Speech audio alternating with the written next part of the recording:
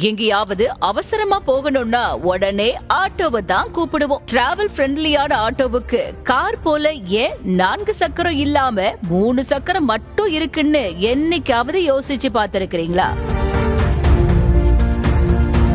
சொந்தமா வாகனங்கள் இல்லாதவங்க அரசு பேருந்தை தாண்டி அதிகமா பயன்படுத்துறது ஆட்டோவை தான். எங்க வேணாலும் மூல முடுக்கெல்லாம் போற ஆட்டோவுக்கு பின்னாடி உலக போர் வரலாறே இருக்கு. 2ஆம் உலக போருக்கு பிறகு இத்தாலியில அவசர தேவைக்காக பைக்குக்கு பதிலா உருவாக்கப்பட்டதுதான் ஆட்டோ. உலக போர்ல பாதிக்கப்பட்ட மக்களுக்கு மலிவான விலையில ஒரு போக்குவரத்து வாகனம் தேவைப்பட்டுச்சு. அதுக்காக 2 இருசக்கரமா இருந்த பைக்கை விரிவாக்கம் செய்து 3 சக்கரமா மாற்றி ஆட்டோவை உருவாக்கி இருக்கிறாங்க. பார்க்க போனா 2ஆம் உலக போர்ல தான் ஆட்டோ பிறந்திருக்கு. இந்தியாவுல 80கள்ல தான் ஆட்டோக்கள் அறிமுகமாகி இருக்கு. எளிதாகவும் மலிவாகவும் சந்துக்கள் மற்றும் குறுகலான தெருக்கள்ல போறதுக்கு ஆட்டோ எளிமையான வாகனமா பார்க்கப்பட்டிருக்கு. ஆட்டோவுக்கு 3 சக்கரம் வைக்கிறதுக்கு காரணமே எரிபொருளை மிச்சப்படுத்துறதுக்கு தானா.